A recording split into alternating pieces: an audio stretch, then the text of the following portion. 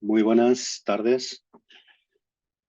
Muy buenas tardes a todos. Gracias por acompañarnos en esta sesión informativa que vamos a dedicar, en este caso, en particular a las asociaciones de cooperación en la acción clave 2. Vamos a ver si puedo organizarme aquí en la pantalla. ¿Se ve la pantalla compartida? Sí, se ve todo perfectamente. Vale, de acuerdo.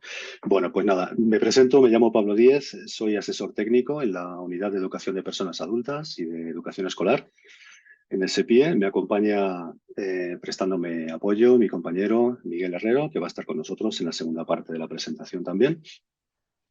Y os Buenos cuento, días. ¿qué tal? Os cuento muy rápidamente la forma en que vamos a organizar esta sesión para que tengáis una idea muy clara desde el principio de cómo nos vamos a organizar. La primera parte la vamos a dedicar a esta presentación que tenéis aquí en pantalla, en la que vamos a daros algunas pautas que van a servir a modo de complemento a la información que mis colegas os han dado ya en las dos presentaciones anteriores.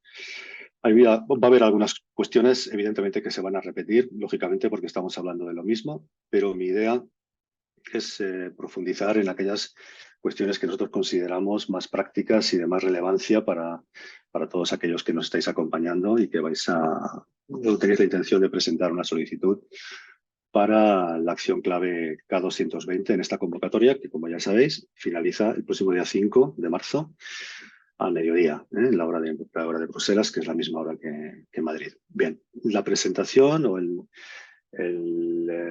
hueco que vamos a tener a continuación lo vamos a dividir en dos partes. Como he dicho antes, la primera es una presentación y la segunda parte es la que me gustaría darle más énfasis. La vamos a dedicar a atender todas aquellas consultas que vosotros tengáis, por lo cual os voy recomendando ya desde el principio que toméis nota de todo aquello que os surjan dudas o que necesitéis aclaraciones según vaya yo avanzando en la presentación, ¿de acuerdo? Os vamos a pedir que las preguntas las hagáis o las escribáis en el chat que tenéis también abierto en esta sesión de Zoom y posteriormente, al término de mi presentación, de mi intervención, intentaremos responder a todas aquellas dudas que tengáis. Esperamos que sean pocas o muchas las que sean, pero en todo caso esperamos tener una respuesta para todas. Bien, la sección de presentación o el índice que hemos preparado para complementar las sesiones que han tenido lugar o que me han precedido, van a versar acerca de, muy rápidamente, en la primera parte, los objetivos de esta acción de la que nos trae aquí, de la K220, de algunas pautas para poner en marcha un proyecto, algunas cuestiones que nosotros consideramos de relevancia en cuanto a la presentación de vuestro proyecto, los aspectos horizontales y, más importante aún en este caso, y muy destacadamente en la educación de personas adultas, las prioridades específicas para este sector, que son 8 y que veremos con detenimiento un poquito más adelante. Después vamos a tratar o vamos a intentar complementar la información que ya se os ha facilitado en la primera presentación acerca de los criterios de concesión. Y por último, vamos a complementar también la información que se os ha dado muy específica para K220 en cuanto a las normas de financiación, de este modelo de financiación que, como todos conocéis, nosotros llamamos, la Comisión Europea lo llama así, el modelo a tanto alzado, ¿verdad? Yo doy por hecho ya que la información básica la conocéis. Además, los que participáis o los que tenéis intención de participar en los proyectos K220, se os presupone ya una cierta experiencia, un recorrido en Erasmus y yo creo que, por no decir la totalidad de los que estáis aquí presentes, ya sabéis de qué va esto. Entonces, las cuestiones básicas creo que iremos un poquito más rápido por encima de ellas y nos centraremos en aquello que nosotros consideramos que son las claves del éxito para que vuestro programa resulte seleccionado al final del proceso cuando culmine la selección de solicitudes, ¿verdad?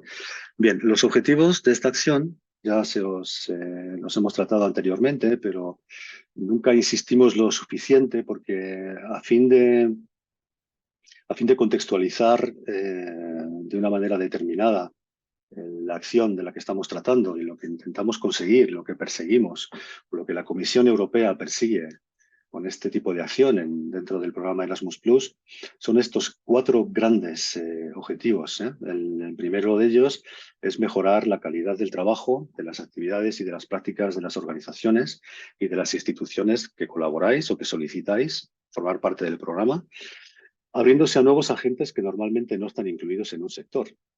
Es decir, por una parte, y esta es una de las ideas principales, la cuarta de las que tenéis aquí, digamos que es una especie de resumen de las 3 anteriores, pero esta primera es muy relevante porque de lo que se trata es de marcar la diferencia. Es decir, vosotros estáis solicitando un programa por el que perseguís cambiar la forma en la que vosotros realizáis vuestras tareas de manera cotidiana o de manera habitual.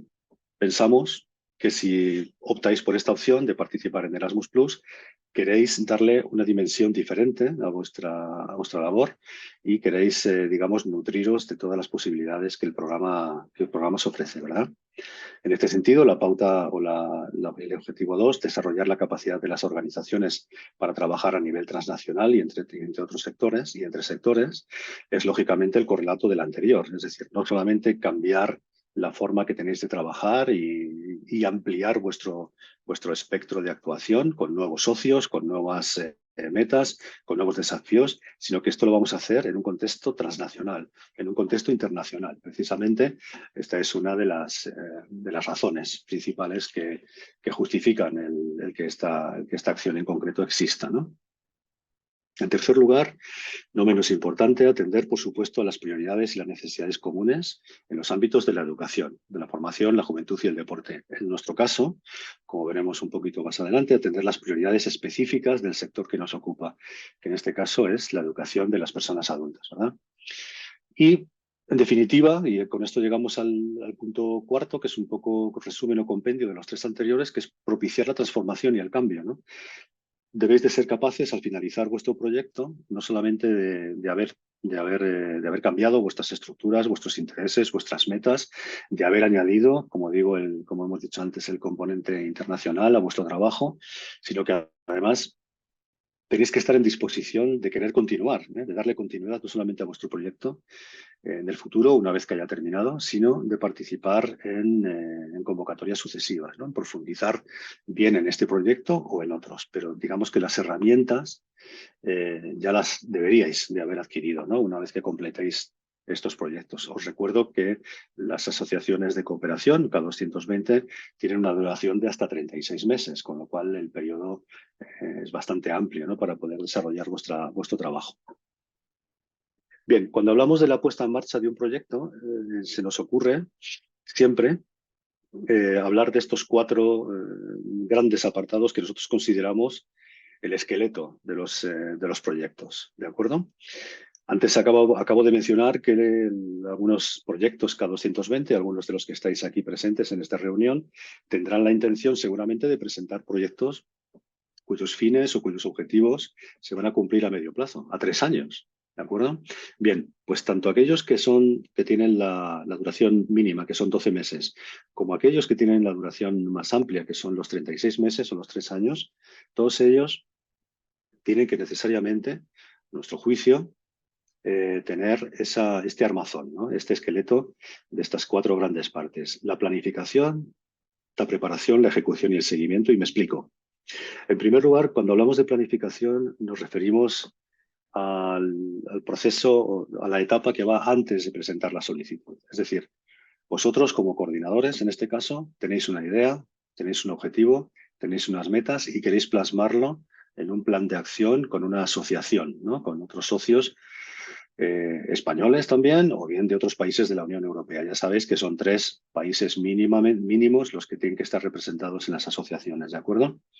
Entonces, una vez que tenéis esta idea, de lo que se trata es de construir y de planificar, sigo en la etapa 1, ¿de acuerdo? De planificar unos objetivos y unos resultados que deseamos conseguir.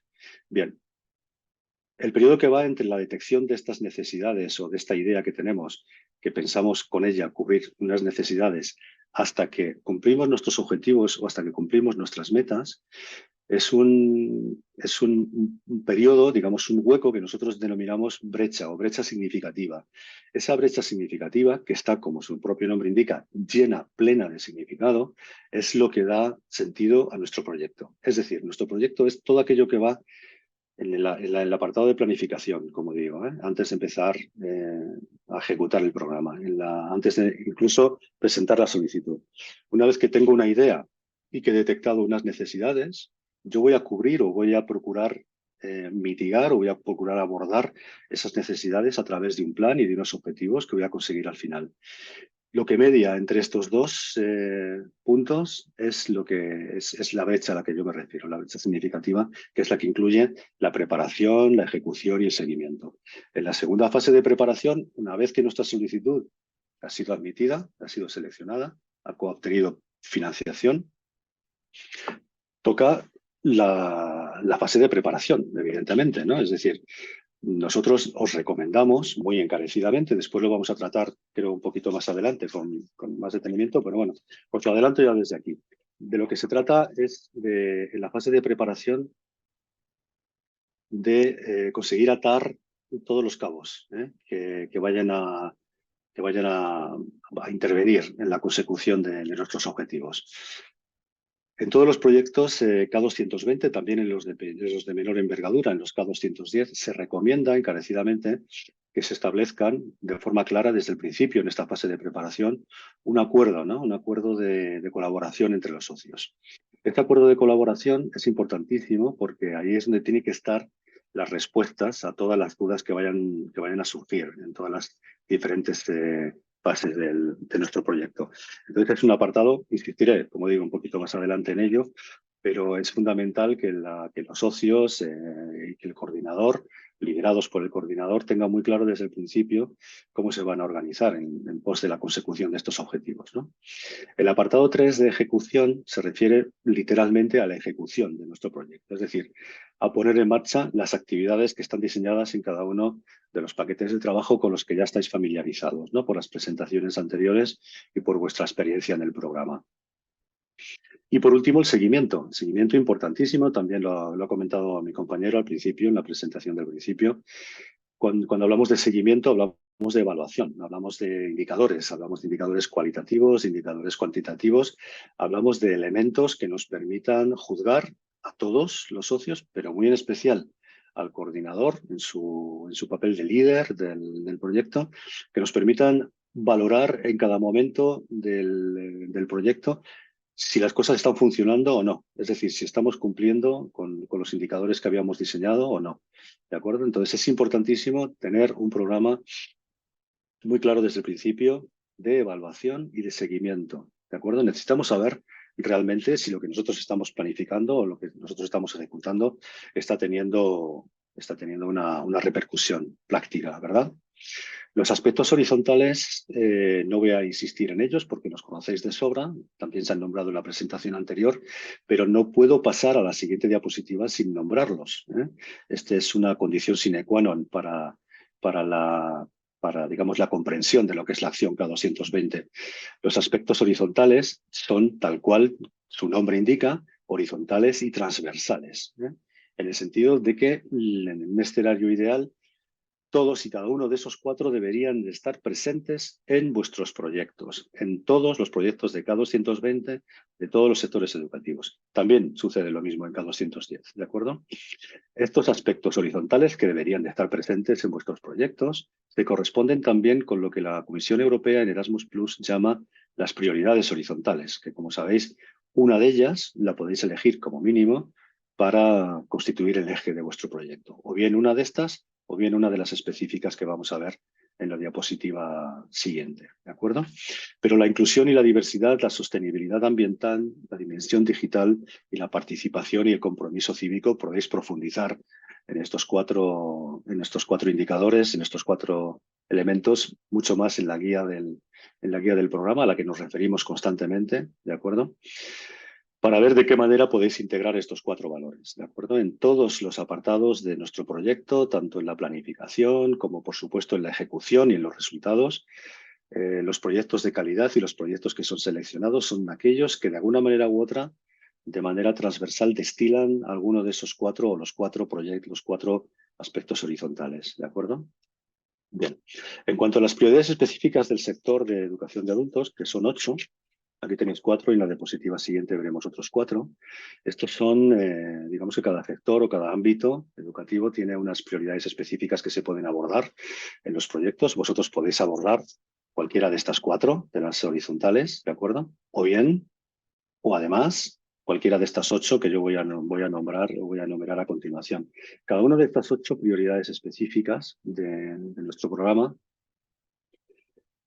si las leéis con una lectura detenida y pausada, se autoexplican a sí mismas, es decir, no requieren mucha más explicación que la que está ahí en la propia frase. Si acaso yo voy a añadir algún comentario complementario, pero son bastante elocuentes y autosignificativas en ese sentido, ¿verdad?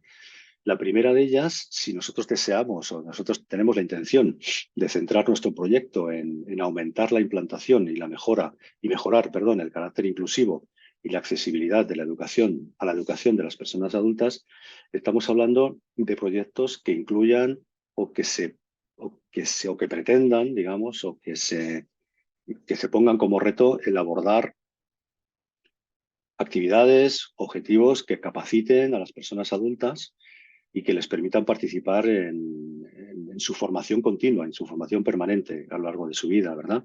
Se trata de promover y facilitar la participación de todos, se trata de abordar principalmente a un segmento de la población que está en peligro o que ya ha salido, digamos, de la cultura digital, y se trata de rescatarlos para, digamos, que formen o sigan formando parte activa de la sociedad de la información y del conocimiento, ¿de acuerdo? Esto, como todo el mundo sabe, y vosotros más que estáis interesados en este programa, es clave para la promoción profesional, para la promoción incluso personal y educativa de todos, al margen de la edad que tengamos, ¿de acuerdo?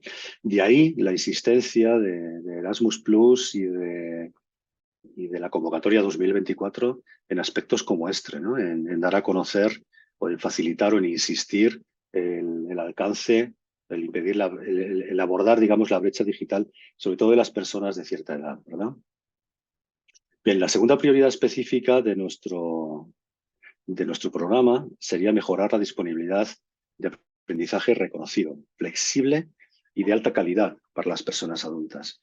Y con esto decimos todo, es decir, pretendemos garantizar que con la formación que demos a nuestros aprendientes se les dote de los medios suficientes para que ellos puedan seguir avanzando en su educación y puedan, digamos, abrírseles más posibilidades para promocionarse y para acceder a niveles de educación superiores, ¿verdad? Las propuestas deben de ser o tendrían que tener en mente no solamente ser flexibles, pero muy particularmente flexibles en el sentido de adaptarse a las necesidades de este segmento de la población.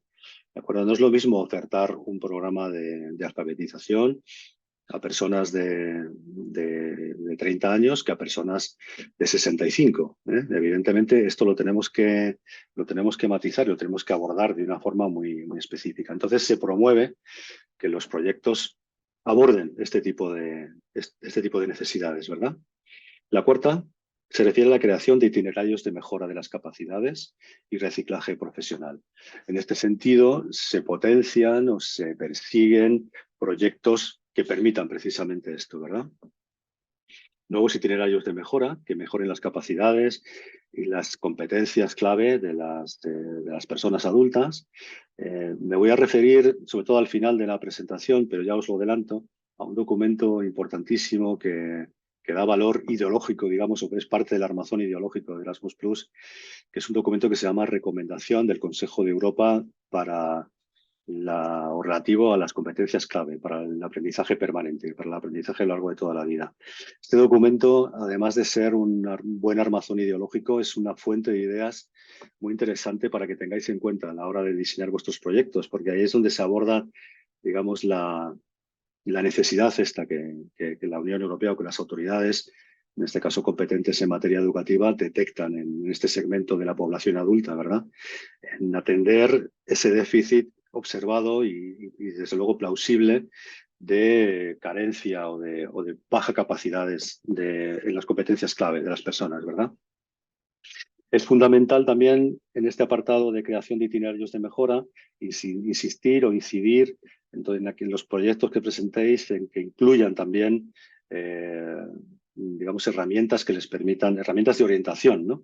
Que permitan a las personas que participan, a los destinatarios de vuestros proyectos, tomar decisiones correctas de cara a su propia promoción, ¿no? Educativa y profesional.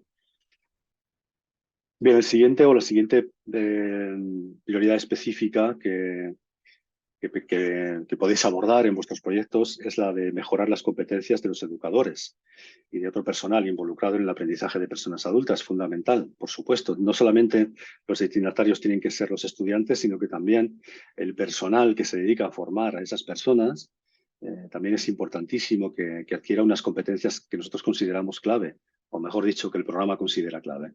Estas competencias nos referimos a su capacidad de transmitir, digamos, respuestas de tipo orientación profesional, de tipo personalizado, atendiendo las necesidades de cada persona. Es decir, todo aquello que tenga que ver con la orientación, ¿no? Y aquí buscamos un perfil de formadores. La Comisión Europea insiste mucho, volvemos a los aspectos horizontales o las prioridades horizontales, formadores que tengan muy en cuenta en sus métodos, en sus metodologías, la sostenibilidad ambiental y, por supuesto, la educación digital, ¿eh? Entonces, esos tres, digamos, aspectos serían fundamentales a la hora de definir esta competencia, esta prioridad específica, ¿verdad? El insistir en la formación, en el apartado de orientación de las personas que se dedican a la formación de personas adultas, así como en el hecho de que incorporen la sostenibilidad ambiental y la educación digital en sus metodologías y en sus programas. La siguiente prioridad sería crear y promover oportunidades de aprendizaje entre todos los ciudadanos y generaciones, fundamental. Esta es una parte que aparece de manera transversal en la guía constantemente, ¿verdad? Se trata de que nuestros proyectos avancen en la cooperación intergeneracional. Volvemos antes a la sociedad de la información y del conocimiento que vivimos. Aquellas personas que no sean capaces de incorporarse a la misma van a sufrir carencias en todos los sentidos, ¿no? Y desde luego en el sentido educativo y social. Entonces, potenciando, digamos, esta comunicación intergeneracional, vamos a mitigar o vamos a abordar este problema, ¿verdad? De la comunicación intergeneracional, que es fundamental. Bien, la siguiente sería mejorar la garantía, crear y promover oportunidades de aprendizaje entre todos los ciudadanos y generaciones. Bien, es el que acabo de abordar.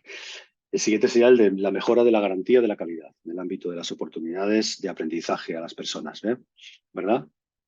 Aquí hablamos de aquellos proyectos que incidan en potenciar aquellas herramientas que permitan una mejor evaluación o seguimiento de los procesos educativos, ¿de acuerdo? Es decir, que es también una carencia que se ha observado en los sistemas educativos, que es el proveer, los sistemas educativos orientados a las personas adultas, me refiero todo el tiempo, ¿verdad? Que es proveer de esas herramientas que permitan realizar un control, un seguimiento, ¿no? de cómo está evolucionando nuestra función educativa, en definitiva, ¿verdad? Y finalmente, y común desde hace desgraciadamente un par de años a todas las acciones de Erasmus Plus, es apoyar la respuesta de los sistemas educativos y de formación europeos a la guerra de Ucrania. Esto es apoyar a aquellas personas desplazados mayormente que en gran número, en miles, conviven entre nosotros en todos los países de la Unión Europea. Hay una atención especializada que debe centrarse en apoyar a estas personas que están sufriendo una situación desgraciada como es el tener que abandonar su país por la razón de la guerra, ¿verdad? Entonces, como digo, y para recapitular, una de estas o dos prioridades específicas o más son sobre las que debe vertebrar vuestro proyecto. Esto lo podéis combinar con una de las prioridades horizontales, de las 4 prioridades horizontales de las que hemos hablado anteriormente, y las podéis añadir a las prioridades específicas que acabamos de enumerar y que consideréis que son oportunas para vuestro desarrollo y que sois competentes para poderlas desarrollar en el seno de vuestra asociación. Bien, El siguiente apartado de mi presentación habla de los criterios de concesión, que vosotros ya los conocéis porque los hemos presentado en la presentación en la primera presentación del día, ¿verdad?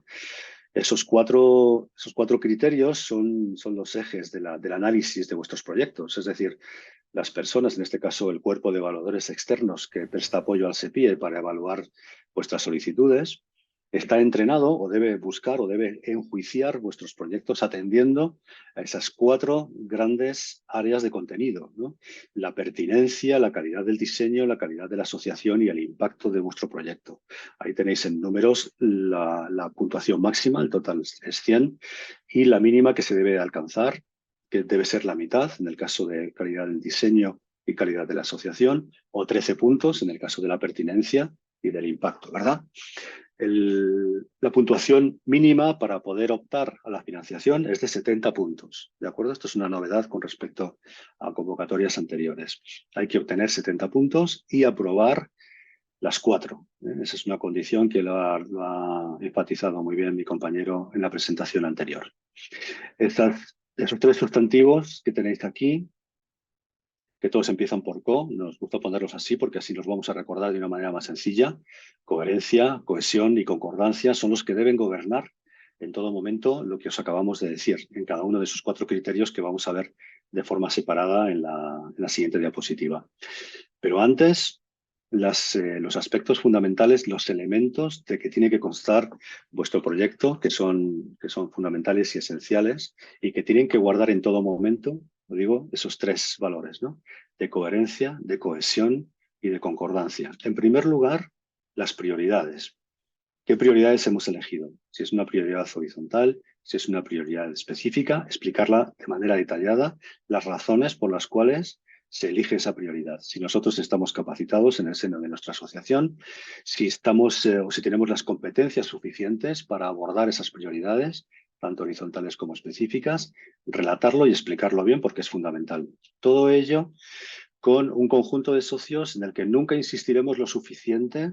Tenéis que prestar especialísima atención en la selección de los socios. ¿Eh? Cuidado con las elecciones, perdonadme que lo diga de esta manera, pero a veces nos ha dado esa impresión aleatorias de socios, ¿de acuerdo?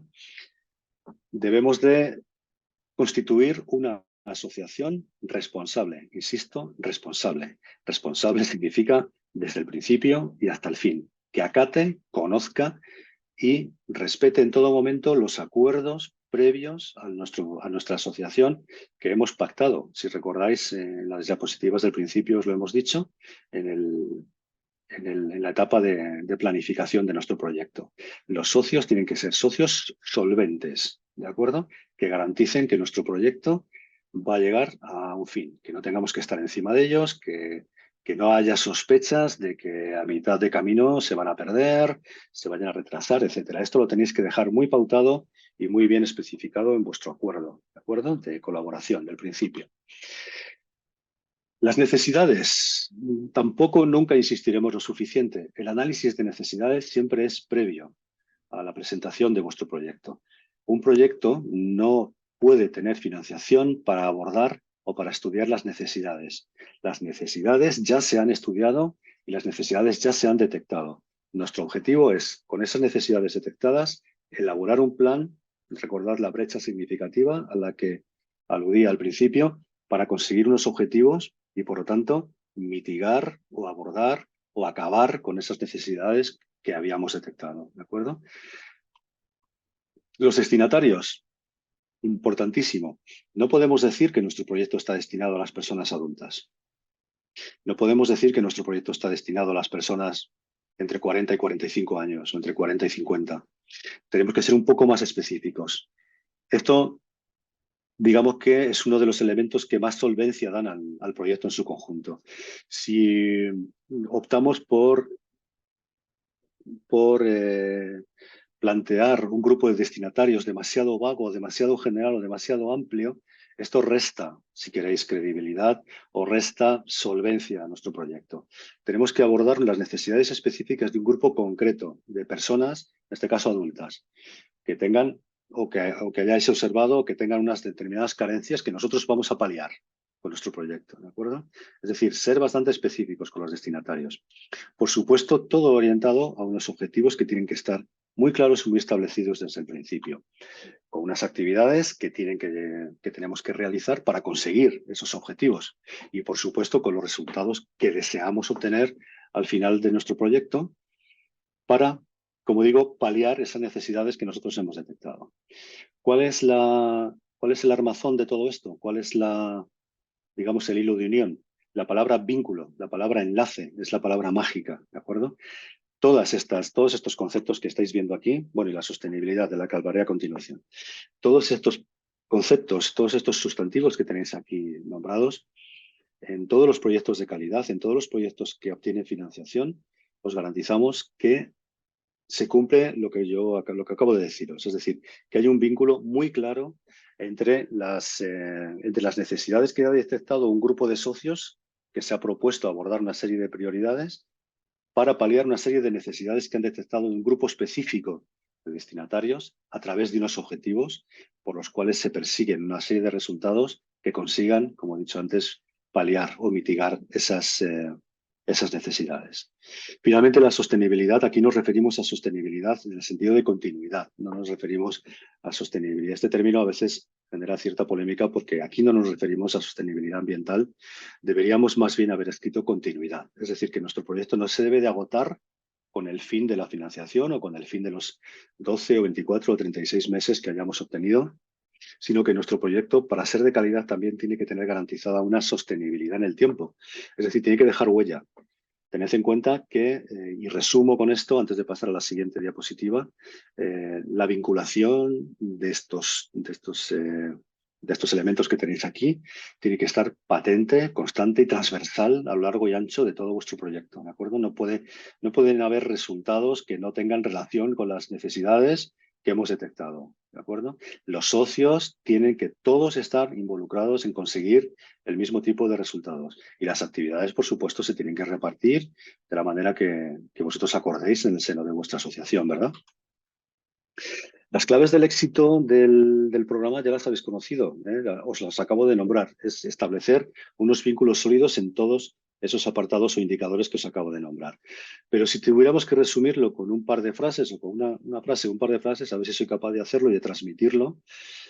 Vuestro proyecto, para ser exitoso, para obtener financiación, tiene que ser un proyecto sólido, un proyecto con personalidad, un proyecto que lo distinga de los demás, un proyecto que tenga unos elementos clave, digamos, que se sostengan por sí mismos y que comparado con otros veamos que destila el mismo objetivo y que tiene personalidad propia, por decirlo de alguna manera.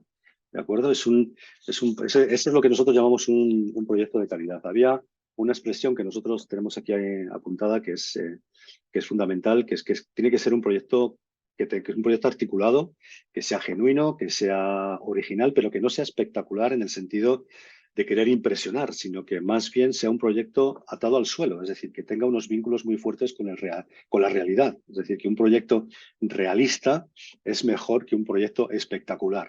No sé si me estoy explicando, espero que sí.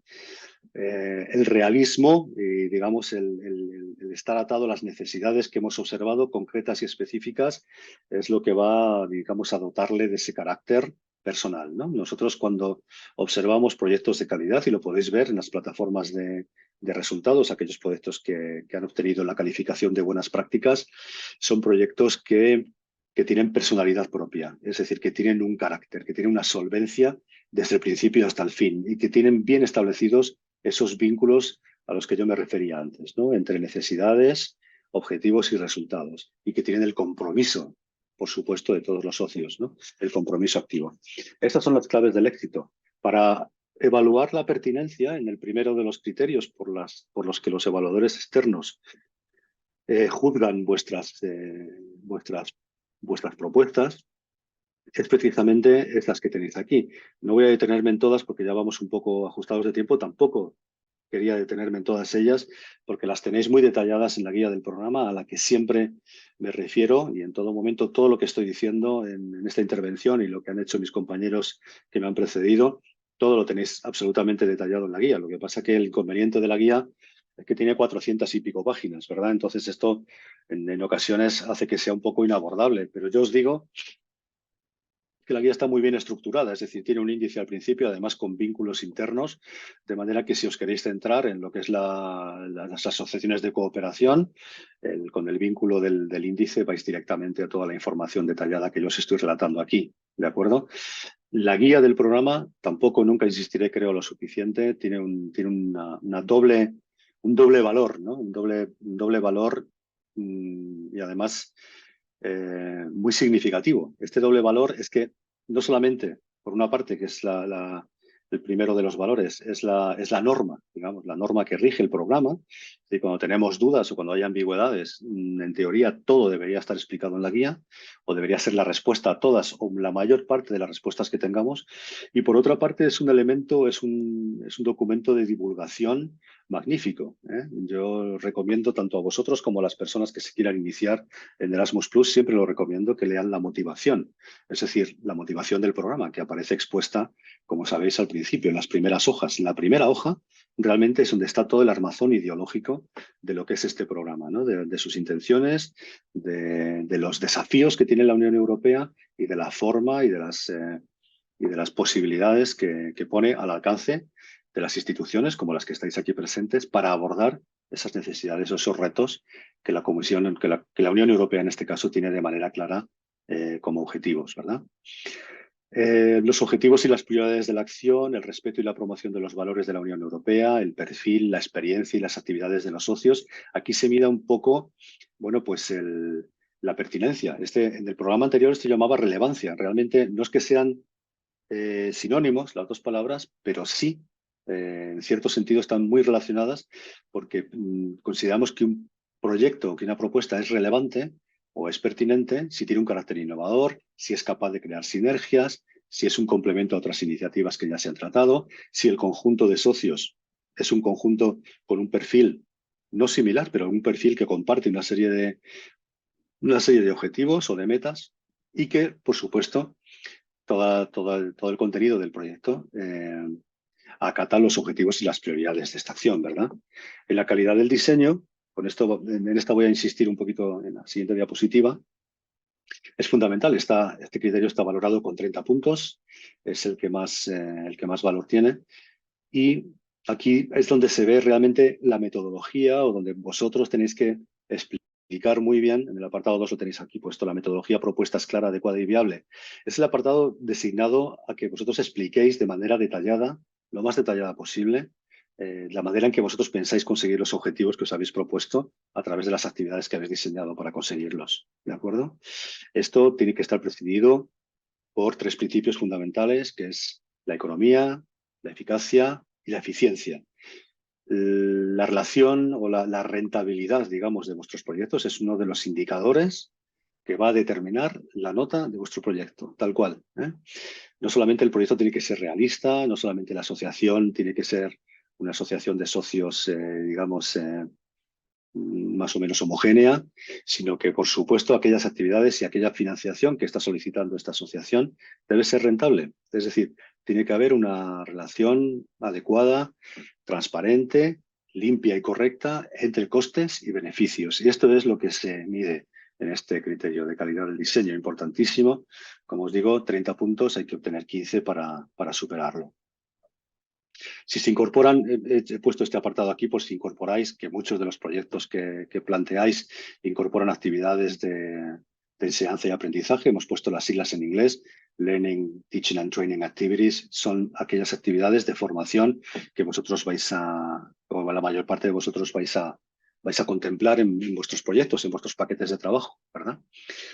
Esas 3 cualidades que aportamos en las actividades de formación no es diseñarlas por hacer una actividad transnacional, sino que tienen que tener un contenido, unos objetivos, tienen que tener una calidad, digamos que tienen que tener unos sistemas de evaluación que permitan en todo momento saber que lo que estamos haciendo está teniendo el impacto que nosotros deseamos, ¿verdad?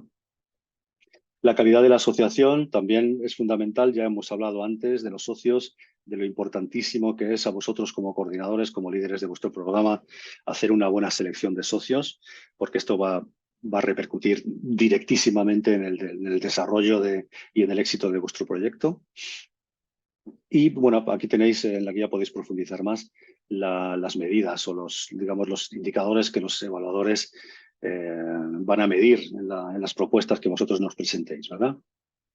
El impacto es fundamental. Aquí sí que me quiero detener un poquito más porque el impacto, como os he dicho, nuestro proyecto no solamente culmina cuando termina el periodo para el cual se ha obtenido la financiación, 12, 24, 36 meses, lo que sea, ¿verdad? Sino que tenemos que garantizar que nuestro proyecto va a tener continuidad después, que va a dejar huella, ¿de acuerdo?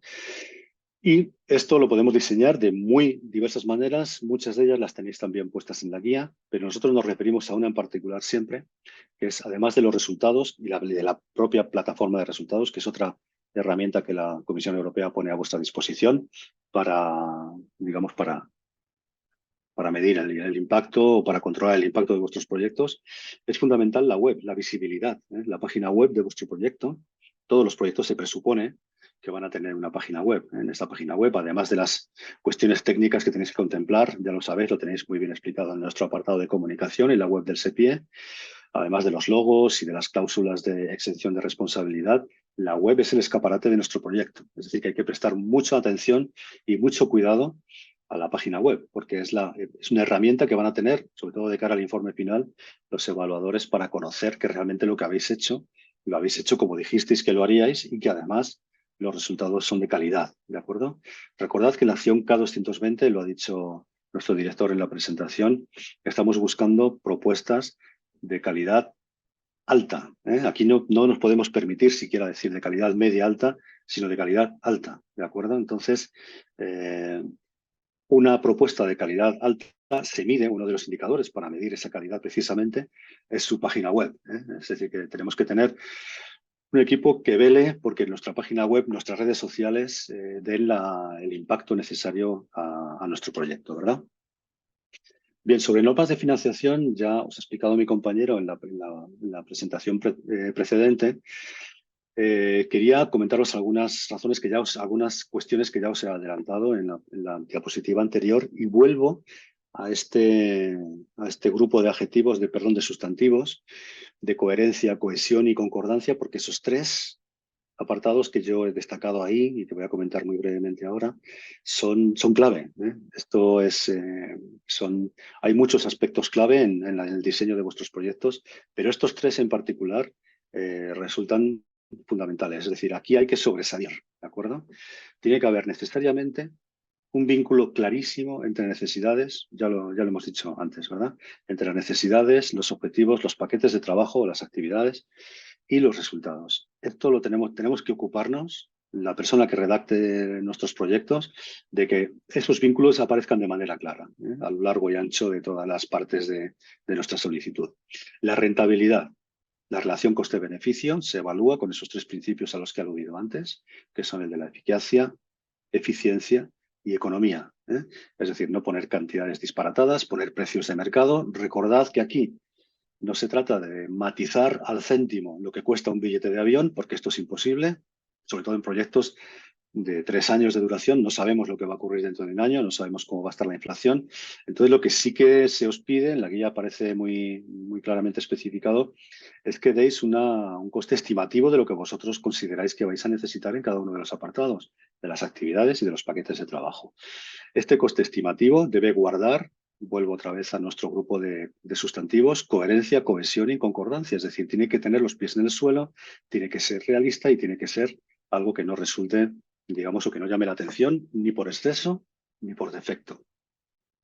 Y luego la importancia del acuerdo interno. En el acuerdo interno es donde tiene que reflejarse el papel que tiene cada socio, la forma en que nos vamos a organizar y que vamos a establecer las comunicaciones, etcétera. ¿De acuerdo? Importantísimo.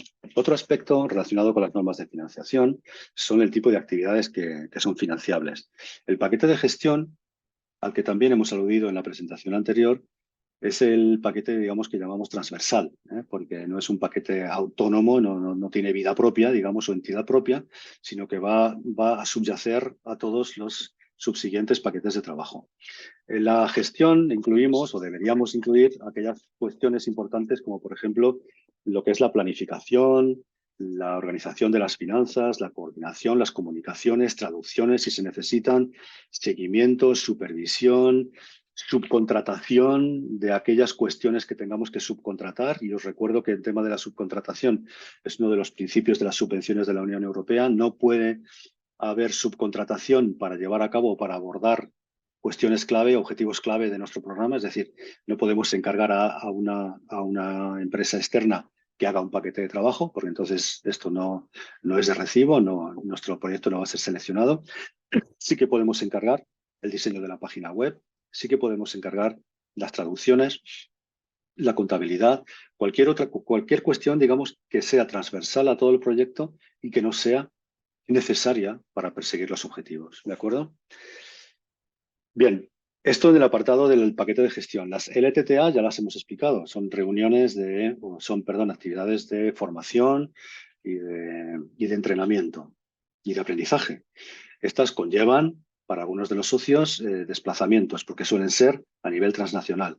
Aquí están incluidos, evidentemente, los costes de desplazamiento, de estancia, etcétera, etcétera. Todas, si necesitamos el apoyo de expertos que vayan a impartir ponencias, en fin, lo que sea, también están incluidos. Reuniones, eventos, por supuesto, a nivel transnacional o a nivel local o regional. Los resultados tangibles de nuestro proyecto es lo que vamos a publicar en la plataforma de resultados, una guía didáctica, digamos, un vídeo, lo que nuestro proyecto persiga, digamos, ¿no?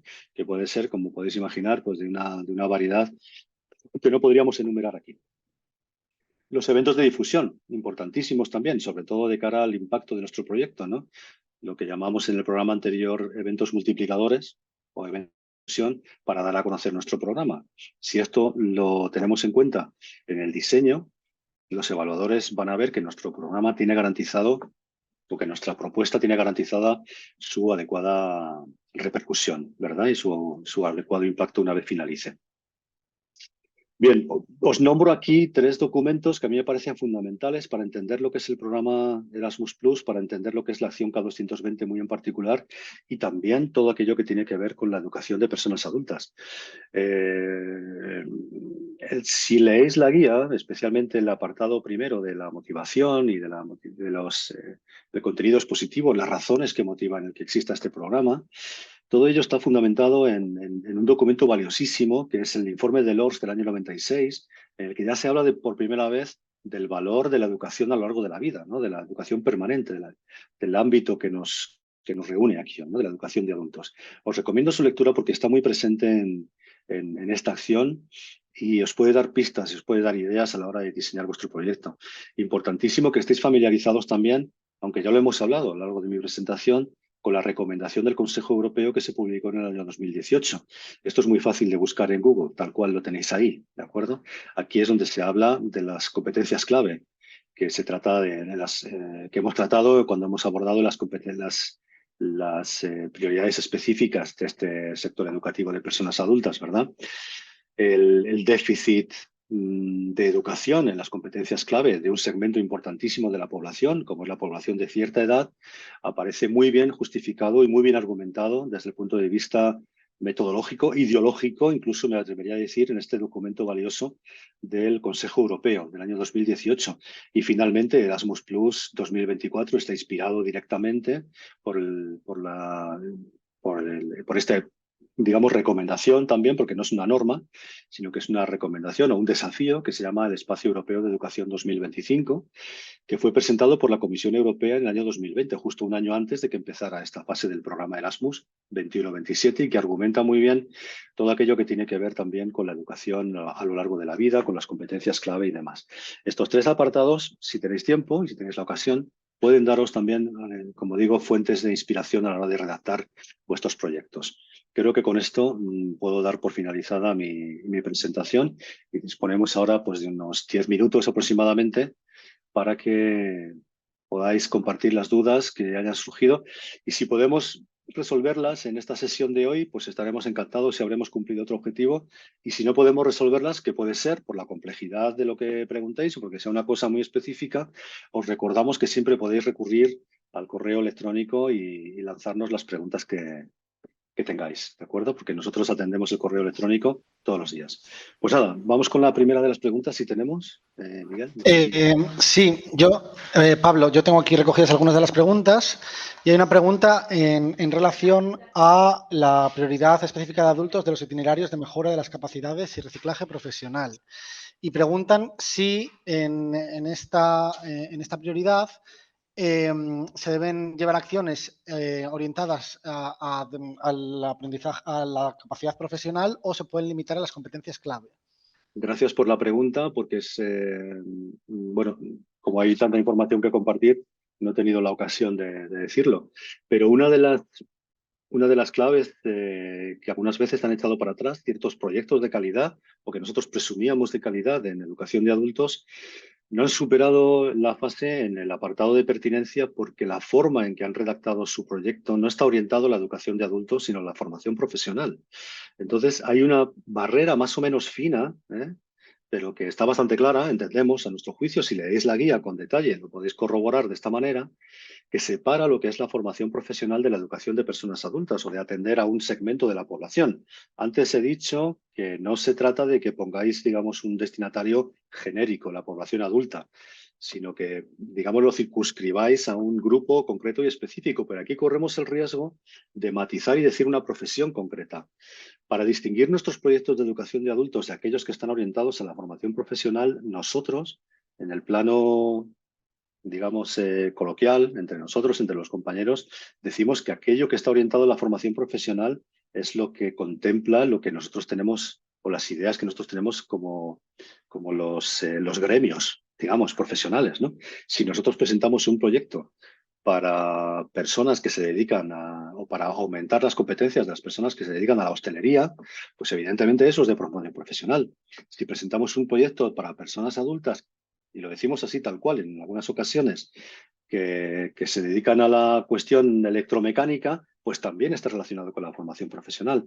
Es decir, no aludamos a gremios profesionales específicos, porque aquí corremos el riesgo de traspasar esa barrera delicada, ¿verdad?, entre la formación profesional y la educación de adultos. Si un buen programa o un buen programa de calidad podría haber a lo mejor obtenido financiación si en vez de ser presentado en adultos es presentado en formación profesional. Bien, no sé si tenemos más, Miguel. ¿Quieres pasarme otra Sí, pregunta? tenemos alguna pregunta en relación con las sinergias, que si pueden, se pueden tejer sinergias con otros proyectos que no sean Erasmus. Uno de los apartados o una de las características del, de los, lo hemos dicho al principio de nuestra presentación, de los proyectos de calidad es que sean capaces, que no sean, digamos, compartimentos estancos, que no estemos abordando digamos, una atención muy específica y a partir de aquí ya me olvido de todo lo demás, sino que un proyecto de calidad contempla sinergias. Cuando hablamos de sinergias es que construimos, ¿no? Construimos nuevas posibilidades o construimos nuevas fuentes de información o de educación que antes no existían. Es decir, que si nosotros garantizamos o si nosotros ponemos de manera explícita las formas en que vamos a ser capaces de determinar o de construir esas sinergias, por supuesto, bienvenidas. Claro que puede haber sinergias con otros Sí, programas que no sean Erasmus. hola Pablo, Sí, hola Miguel y hola a Jorge, todos. adelante. Sí, me he podido incorporar, que vengo de la sesión escolar. Sí, bueno, aquí ojo con lo de la sinergia, porque claro, estoy leyendo la pregunta en el chat Ok. y cuando se dice las sinergias pueden ser con proyectos que no sean Erasmus, por ejemplo, Horizon, Interreg, etcétera. Cuidado, una cosa es establecer sinergias con otros ámbitos educativos, que eso por supuesto es positivo, pero ojo, si esas sinergias con otros proyectos, en el fondo lo que se nos está preguntando es si se puede recibir financiación de la Unión Europea por más de una vía. Hay que recordar que el programa Erasmus prohíbe la doble financiación. Es decir, y no solamente la doble financiación a través de Erasmus, sino doble financiación de la Unión Europea. Entonces, ¿se pueden crear sinergias con otros proyectos? Sí, siempre que eso no implique que nuestro proyecto va a recibir una doble financiación por parte de la Unión Europea, porque eso está claramente establecido en la guía que no es posible. y se caería en una doble financiación y el proyecto se tendría que cancelar en ese momento. Si es crear sinergias en otros con otros proyectos, siempre que no implique recibir más fondos de la Unión Europea, sí. Es decir, con eso hay que tener cuidado, ¿no? Bueno, sí, bueno, si queréis podemos seguir viendo un poco las consultas, Miguel, y entre Sí. todos vamos respondiendo. Hay varias Perdona consultas. que matice, perdona, gracias Jorge por Mm. el matiz que acabas de añadir. Déjame añadir una pequeña nota al pie de lo que acabas de decir. Importante que no solamente es un principio de las subvenciones de la Unión Europea, la doble financiación, sino también el presentar el mismo programa en varios países. Esto es una cosa que no hemos contemplado antes, pero bueno, ahora que ha salido a colación este asunto, pues creo que es interesante que lo compartamos. Es decir, no muchos, pero hay algunos proyectos que desgraciadamente no obtienen financiación porque la misma propuesta se ha presentado en varios países. Es decir, la Comisión Europea cuenta con las herramientas de informática necesarias para detectar este tipo de situaciones. ¿De acuerdo? Entonces, tenemos que ser vigilantes con este asunto, no solamente de la doble financiación, sino también de presentación en varias agencias nacionales. Vale, ya concluyo aquí. Venga, Miguel, adelante. Hay varias preguntas en relación al acuerdo de consorcio, el acuerdo interno, sobre si hay algún modelo, si hay que adjuntarlo al momento de la solicitud, etcétera. Jorge, ¿quieres decir esto? ¿Quieres Sí. abordar esto? Vale, sí. No, el acuerdo de solicitud no es uno de los documentos que hay que anexar. Perdón, el acuerdo interno, ¿no? El acuerdo entre los socios no es un documento que haya que anexar a la solicitud. No, no es uno de los documentos que aparece como que haya que anexar. Ese documento es un acuerdo entre los socios que desde el SEPIE hasta la convocatoria del 2023 hemos aconsejado que se hiciera porque es un acuerdo que bueno, pues permite dejar claro las relaciones entre el coordinador y los socios, es decir, quién va a hacer qué, cuándo, las condiciones de las transferencias de fondos, cuándo, por qué y cuánto se va a transferir, qué hacer en el caso de resolución de problemas, etcétera. Este documento, a partir de la convocatoria de 2024, ya es obligatorio, ya no es una recomendación. Ahora ya la Comisión Europea lo ha establecido como obligatorio, pero no hay que anexarlo a la solicitud. Esto es un acuerdo para los proyectos que se subvencionen. Entonces, los proyectos que resulten seleccionados tendrán que elaborar este documento, lo tendréis que tener vosotros como coordinadores, es importante por supuesto que tengan una copia todos los socios y aparte de que os va a ahorrar muchos problemas, supone a lo mejor algún trabajo más, porque es un documento más que hay que redactar, pero igual que antes os rogábamos encarecidamente y os recomendábamos encarecidamente que lo tuvierais, porque eso puede suponer el aclarar muchas dudas y muchos problemas que puedan surgir con los socios. Bueno, a partir de ahora ya no es una recomendación, ya es obligatorio. Entonces, para los proyectos seleccionados tendrán que tener este documento, lo tendrán que redactar de acuerdo con los socios, ¿vale? Llegando a acuerdos con los socios sobre los contenidos. No hay un modelo, no se va a establecer un modelo porque cada asociación es un mundo y la relación entre coordinadores y socios y entre socios puede ser diferente entre proyecto y proyecto, pero lo que sí está claro es que en cualquier momento de la vida de los proyectos seleccionados se os puede requerir ese documento, ¿vale? Pero no, si hay que adjuntarla ahora a la solicitud, no. Añado más... otra pequeña nota al pie a lo que acabas de decir, que no, el SEPIE no tiene modelos de acuerdos, ¿no? Este es un documento interno que es responsabilidad vuestra el redactarlo, de acuerdo con vuestras propias necesidades y circunstancias. Entonces, no existen modelos, no. Y yo querría añadir que este documento es muy importante, como ya hemos dicho, sería el al que hay que acudir en caso de un conflicto, en caso de un problema entre los socios. Este documento debería anticipar estos problemas y es el que debería resolverlos, más que la Agencia Nacional, más que es este documento donde debería quedar todo expresado. Y muy, muy importante también, este documento en ningún momento puede ir en contra de lo que establezca ni el convenio de subvención ni la guía del programa, ¿vale? Es decir, este documento tiene que estar enmarcado dentro de la regulación del proyecto, tanto por lo que establece el convenio de subvención como de manera más general por lo que establece la guía del programa. No se puede incluir, o si se incluyera una cláusula que vaya en contra de lo que establezca el convenio o la guía del programa, no sería válida, ¿vale? Vale, seguimos con las consultas, Miguel.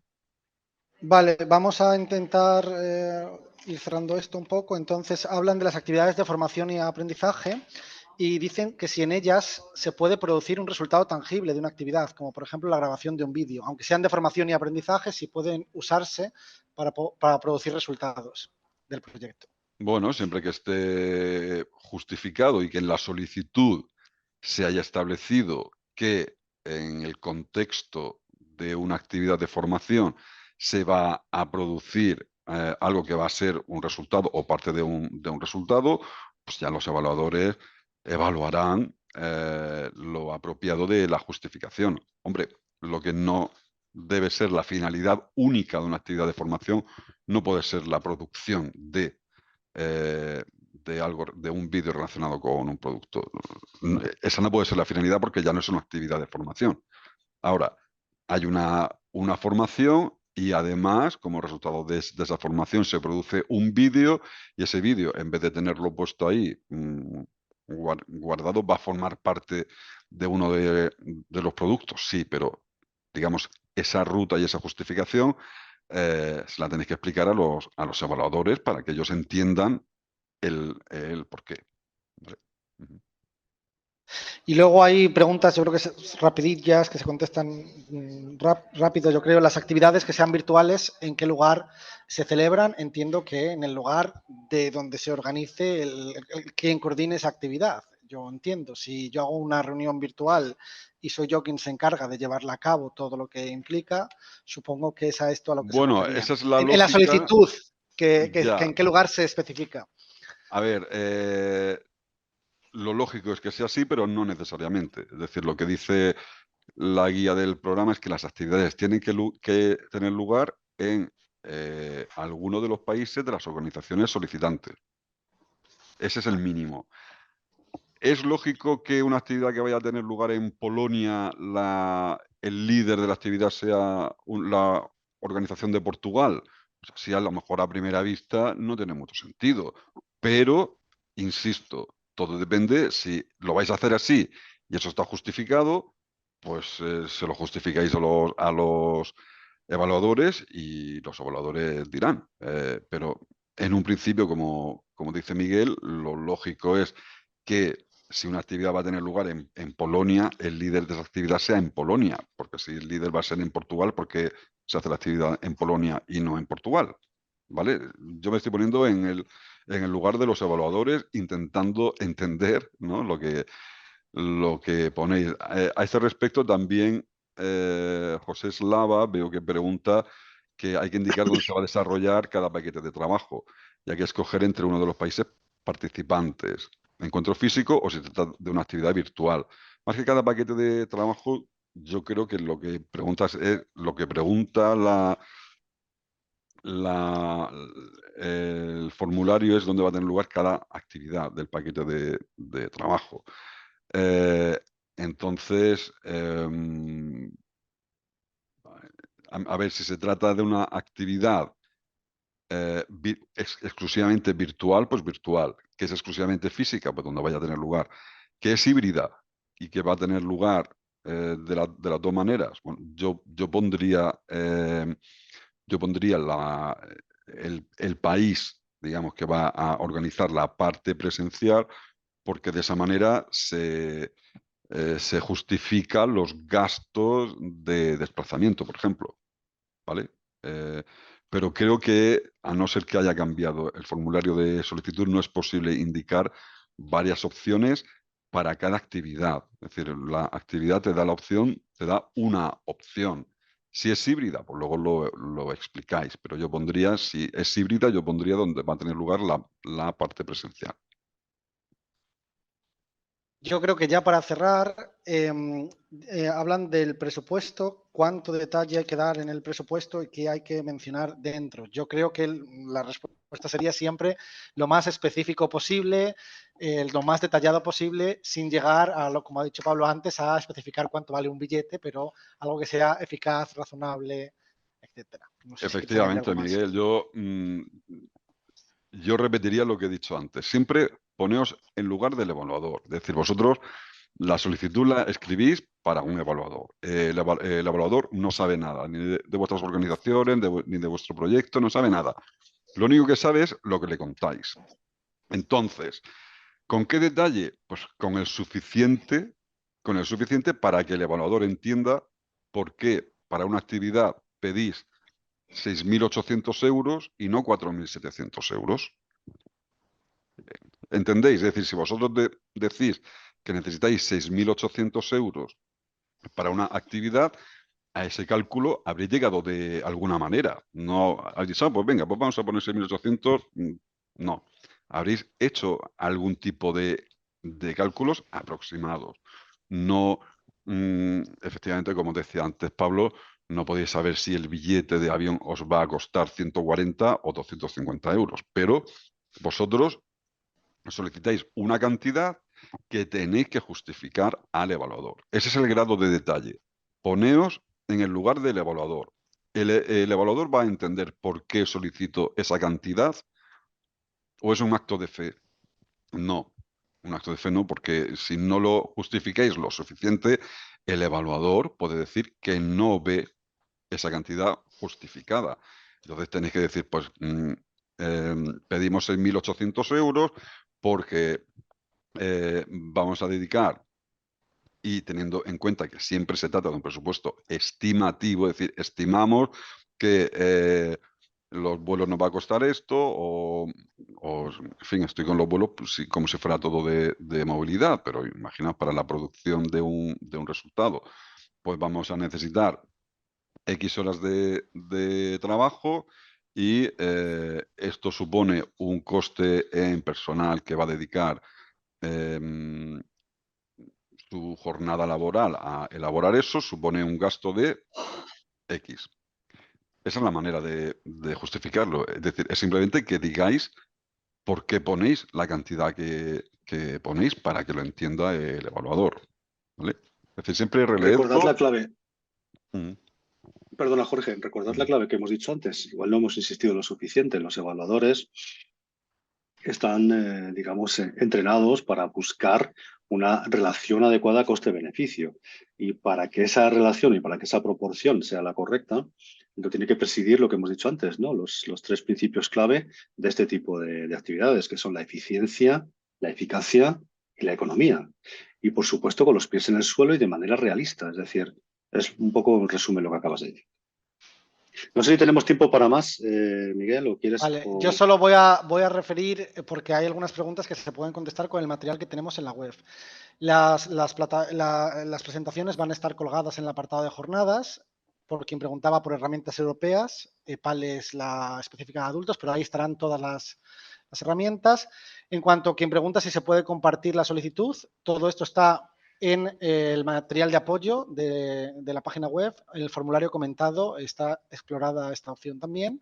Así que en lugar de, digamos, responder ahora mismo a estas preguntas, os invitamos a que leáis este material y seguro que también responde más preguntas de las que podáis tener. Pero que está todo en la página web, en solicitud y seguimiento, material de apoyo de esta acción.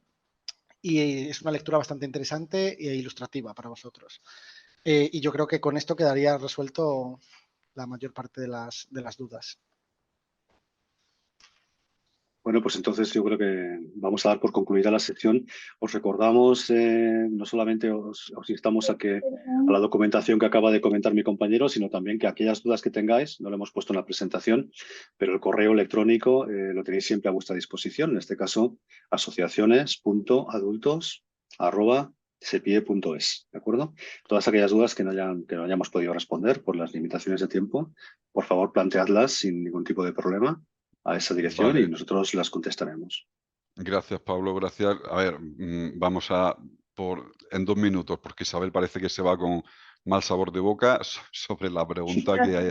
Ok. De hecho, entiendo que es la pregunta de, en impacto y difusión, ¿hasta qué punto se pueden tener actividades que afecten a otros grupos como BED o Youth?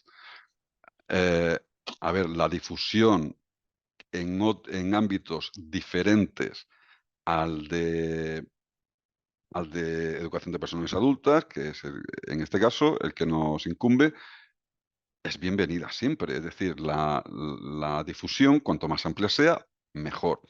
¿Eso quiere decir que se puede hacer una actividad de difusión que afecte exclusivamente a FP o exclusivamente a juventud? Bueno, pues yo como evaluador a lo mejor me plantearía por qué solo a FP o solo a juventud y no que sea para educación de personas adultas y que se invite también a organizaciones de FP o de juventud. ¿Vale? En fin, todo depende, hay que verlo en el contexto global del proyecto. Es decir, responder en concreto a esta pregunta es muy difícil, pero siempre tened en cuenta, insisto en esto, el evaluador, si vosotros vais a hacer una actividad de difusión solamente para FP, pues el evaluador tiene que entender por qué queréis hacer esa actividad de difusión tan concreta. ¿Que lo justificáis bien y el evaluador le gusta? Estupendo, pero corréis el riesgo de que el evaluador no entienda por qué FP solo. Espero, Y a ese, Isabel, que con eso más o menos sí, lo entiendas. a ese respecto, Isabel, perdona, que yo pensaba que tu consulta había quedado respondida con lo de las sinergias que establecimos antes, que efectivamente, bueno, me uno a lo de Jorge, está muy bien establecer sinergias con otros ámbitos sin perder la referencia de la pertinencia del ámbito al que se dirige el proyecto. Entonces, yo pensé que antes habíamos respondido a esta consulta con el tema de las sinergias. Perdona, Isabel.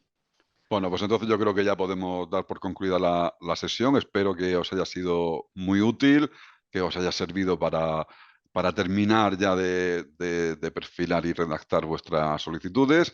Y nada, pues solamente nos queda pues desearos suerte, desearos todo el éxito con vuestras solicitudes. Ya sabéis que es muy competitivo. Y que, como ha dicho Pablo antes, ya no basta solo con que sea un proyecto bueno, sino que sea muy bueno. Cada vez se presentan más solicitudes, la financiación, si es que aumenta, no aumenta al ritmo, con lo cual al final la nota de corte, digamos, va subiendo. Y ahora os puedo decir pues que bueno, el que vuestro proyecto no resulte seleccionado no quiere decir que sea un mal proyecto, simplemente ha habido otros proyectos que han sacado una puntuación más alta. Esto es un poco como las oposiciones. Tú puedes hacer una oposición muy, muy buena, sacar muy buena nota, pero como haya gente que haya sacado más puntos que tú, pues ahí te quedas. Entonces, ahora mismo, Isabel, no tengo los datos de si va a bajar mucho o poco. Sí te puedo decir que al ritmo de subida de las solicitudes que se presentan, es decir, el ritmo de subida de solicitudes es mayor que el posible aumento de financiación. Eso es así. Entonces, bueno, desearos eso, mucha suerte, que planteéis buenos proyectos y que sepáis que se podrán financiar los mejores. A nosotros nos gustaría financiar más, pero bueno, el dinero que hay es el que hay y con eso se puede contar. Bueno, pues si os parece, compañeros, podemos cerrar ya la sesión y nada, estamos a vuestra disposición en los correos, como han dicho mis compañeros. Gracias a Nada, todos y hasta pronto. Un saludo. un placer y muchas gracias. Adiós, gracias.